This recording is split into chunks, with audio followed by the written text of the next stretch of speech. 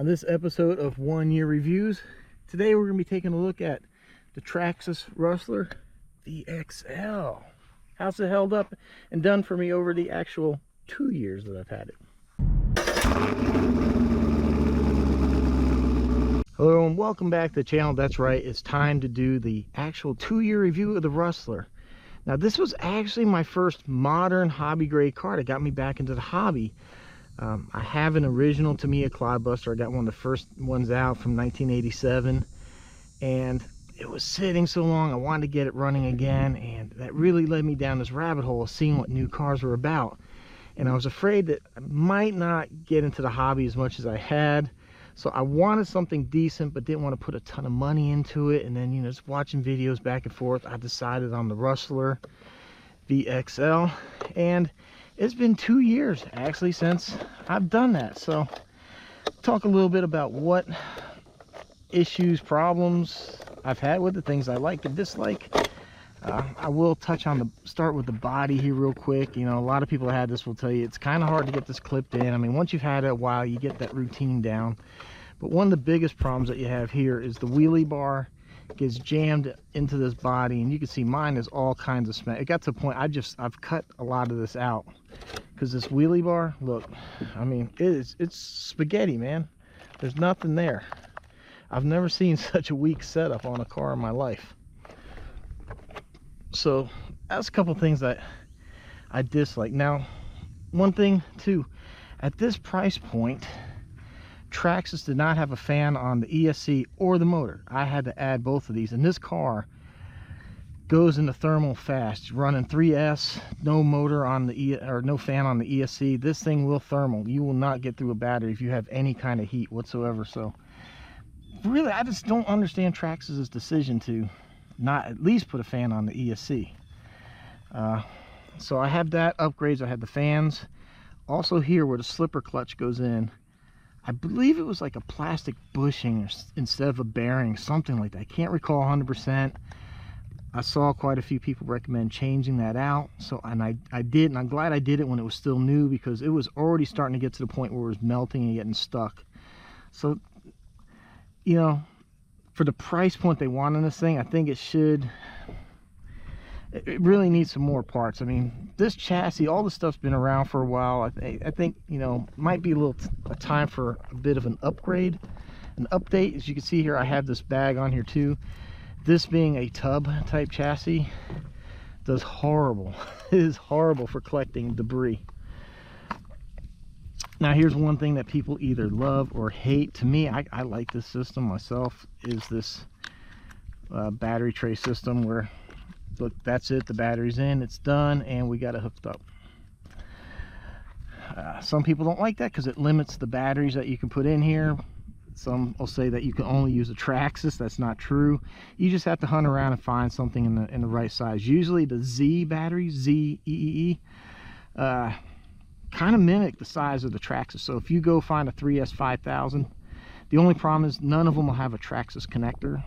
So you're either going to have to change out your ESC or the wire on your ESC, or put a Traxxas connector on, or get an adapter. That's another option, which I'm really not a fan of. Now, through the 2 years I've had this thing, I've had a receiver go bad. I would drive, it would just drop and stop working, and I'd have to turn the RC on a few times. I lost a screw or something, one of these screws up here. I was in the backyard and I whacked it into the garage, and the screw just popped out. I threaded it back in, and then I was at the BMX park before they paved the lot next door, and I really can't go there anymore. It's not fun, but I was out there running in the street and I wasn't paying attention. There was a car coming, and I clipped this side. You can tell this control arm's a little more, it's a bit brighter, and I ran it right into a storm drain thing sticking out like a gutter going at full speed. So yeah, that hurt.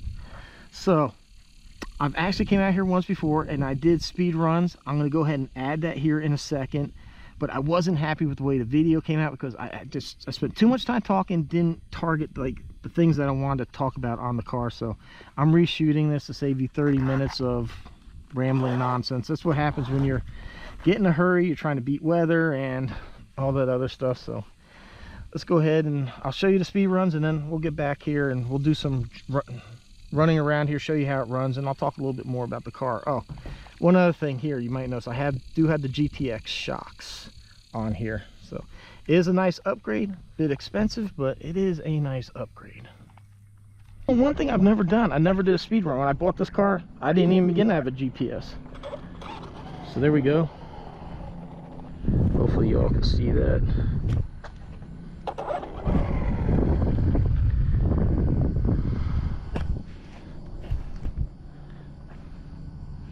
So I do not have the speed pinion in here, so it'll be interesting to see, because this thing moves.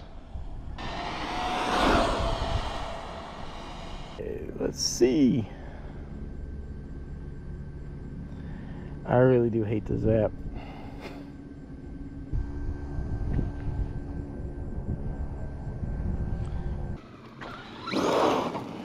Whoa. Yeah, I guess that was more for me, you know. When I got this car, I wasn't doing RC car content, and I didn't have a GPS or anything. Whoa, to test it. So I've just been kind of curious, like what speed this thing actually hit. But yeah, I want to talk about the shocks here for a minute. I figure I would just do that as I'm driving. It's a little more interesting. The factory shocks on here had a problem with the lower spring mount would pop loose, and then you would lose the mount and the spring. Well, I guess you wouldn't lose the spring, but you'd lose the mount, and it was horrible. The thing, the shocks weren't very good, and I didn't know much about. I guess nah, you know, they just weren't very good. I don't think they were really worth the time to try to, because you kept losing that. I guess not always, but the car does really well at the GTX shocks. I'll give it that. I think I do need a little tuning here, because it's a bit bouncy. You know, when I put this together, I didn't know that much about it, so I probably got too thick of a shock oil in here. I don't even know. Whatever it came with is what I put in there, and I'm not sure what mystery stuff that was. But I will say that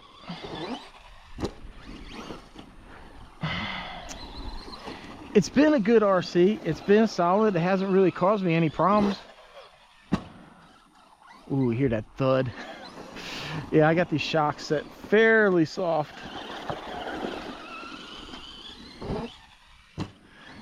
So we'll just take the jumps easy.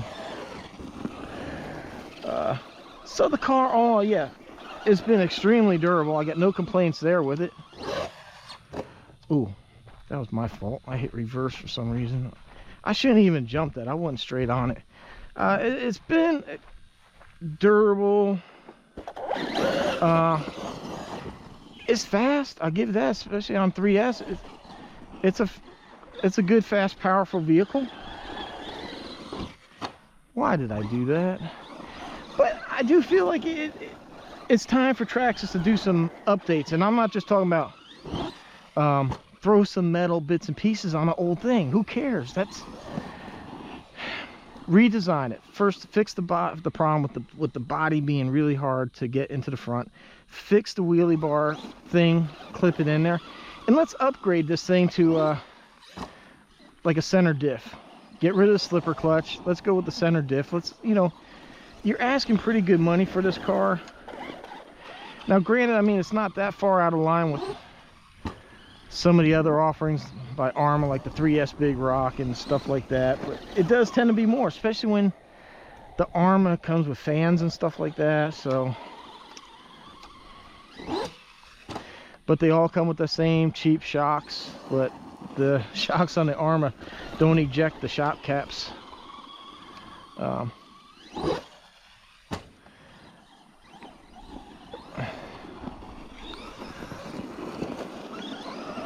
But I mean, for 2 years, I haven't, as far as like, I told you what I broke, you know, one control arm was my fault for slamming into a dang concrete gutter, and then I hit the garage in the back and I lost the screw, but it actually didn't even break anything. I was just able to put a screw back in. Would I recommend it? Sure. I mean, I don't think it's a bad car. I mean, it's plenty powerful. You're gonna need some fans. I really recommend too getting one of those chassis covers. And like I'm here in the heat, we're running 100 with the heat index today. It's 90 degrees with the heat index of 100. And as you can see, I'm running it. It's not overheating or going into thermal, so don't think the bag's really hindering anything like that. You know, if you're looking for upgrades, one thing I would definitely do too is get the something weird with this remote. Just, I don't know. I feel like, you know, I don't know. I guess every time I go back to a Traxxas, it takes me a minute to get used to steering, because the steering wheel doesn't move a whole lot. And there's a lot of spring pressure in there, it feels.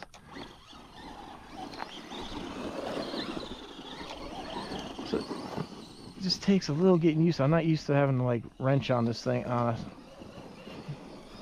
steering wheel so hard.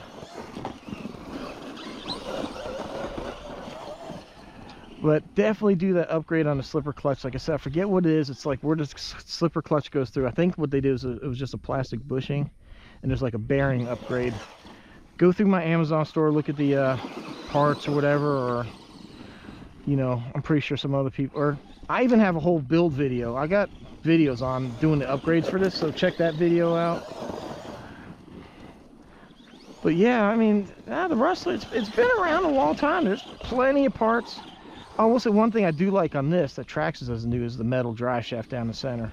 Traxxas, or ARMA, uses that horrible plastic drive shaft on like the stuff that's like the Vendetta and the 3S Big Rock, stuff like that platform, and it just vibrates and it shakes and it sounds horrible. Traxxas at least did a metal drive shaft in here, which is way better design. And this, you do have stability control. You do have the TQI on here, just something that you won't get with the ARMA. Traxxas, 30 days electronics. I guess everything else is up in the air about if they will try to warranty anything. You know, you're talking Horizon's got like 2-year on their stuff, but so, you know, it's things to look at if you want to buy like this or something. But I think it's a great RC, man. It's been tough. You know, like this is my first RC getting in the hobby, and I mean, man, the speed this thing was hitting, I was scared. I was like, oh my, I was not used to anything this fast. And even like here, you can see it's going through grass. It's as deep as it. It's not a problem for it at all. Oh! I just saw that a second too late. I was like, oh man. There we go, durability testing. The body just popped past the bumper. Hey! Can't fault that. You know, I know some people that hate Traxxas electronics. I wouldn't worry about it. I mean, look at this. It's still doing 2 years old. I'm still on the original ESC. Plenty of power here to go around. I'm starting to really think the weak point on the Traxxas is the receiver, on the transmitters. I do like that you combine, like I have several Traxxas cars and they're all on this one transmitter, which you can see says Sledge maybe. I just feel like the reaction time between here and those electronics, and maybe that's something I need to test one day, is just swapping out the receivers, put like maybe a Spectrum receiver in there, and see if it doesn't improve like the throttle response. Because it seems like, especially those of you that maybe have the larger X Maxes, things like that, that you bash and you go and jump and you hit the throttle, you hit the brake real quick to go, and it just seems to be a delay. And I don't think it's really the ESC, which I know some people complain.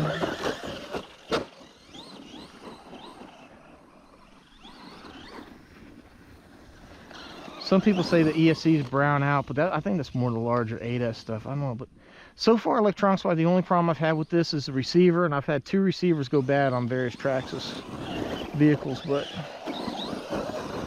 all in all, at the end of the day, I think this really is a great RC. I would like to see them updated. I'd like to see it have more of a center diff, and just come with better shocks. Come with fix the problems with the shocks and the body and stuff like that, and just, you know, a little update. A little update would be nice. And I'm not just talking about adding the metal parts, guys. I know about the extreme version, but I'll tell you what, when I bought this thing brand new, even without that bag on there, it would have thermaled by now. It would have just shut off. The ESC would have been too hot, and that's it. It would have been off.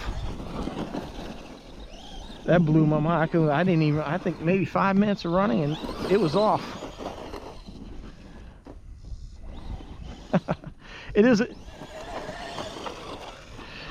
is a good RC though. Like I said, I just point out issues that I've had with it, and that's over 2 years, so I don't think it's been too bad. I don't skate park my stuff. I don't launch some things 15 feet in the air. I drive them. I think kind of like intended. If you're going to hurl cars that high in the air and stuff breaks, I think you need to accept responsibility for that. They just can't build something that's gonna withstand every type of abuse you could throw at it. But if you drive it reasonable, like what I've been doing, you know, we took some jumps. Oh no. Well guys, I'm not gonna try to sugarcoat anything. I heard the axles were weak. I freaked out. I bought these metal GPM axles. I even have some, I think, some factory axles. But you know what? Look at that. It took 2 years for one of these to finally break. It broke right there. So, you know what? I'm not even mad. 2 years. I've actually got probably more batteries through this than anything else, because it was my only car for a while. So, I'm not even mad. Because like I said, you know, it's all part, things are going to wear out and break through times. So, yeah, now I got a 3-wheel drive. And that thing was still doing a wheelie, wasn't it? Oh, no. Oh, no, that thing's banging around. Okay, stop. It must have just literally snapped when I came here. But hey, I'm keeping it real. I don't hold that against it. 2 years, that plastic drive shaft that took the break. I heard people complaining about it, but when you watch these bashing videos and people are in the air, and they're landing and they get the thing nailed, and that breaks stuff. If you drive it within reason, you'll be like me, 2 years. Like I said, I'm not even mad at that. Some people complain those plastic axles are crap, but I've got 2 years out of it before I finally broke one. And I'm just going to throw one in and roll with the rest for the time being. So there you have it. Take the info that I provided, you know, weigh the cons, pros, or whatever. Maybe some things I don't like, it doesn't bother you. That's why I'm never going to say, hey, buy this car, don't buy the car. I don't know what your driving style is, stuff like that. I can just share how I drive, my experience, 2 years of having the car. I think it's a great car. I think it's a little high on the price. It could use some upgrading, but there's a lot of good with it too. Very durable, nice looking car, runs great. So there you have it. 2 years of ownership with the Rustler 4x4 VXL. Let me know what you think down in the comments. Is this something that's on your list? If you had one before, do you still have one? So let me know. Let me know if you want to see more of this. I got a whole lot of cars here to be coming up here shortly. So I hope you enjoy this series. Everyone, appreciate the support. Thanks for watching. See you on next one.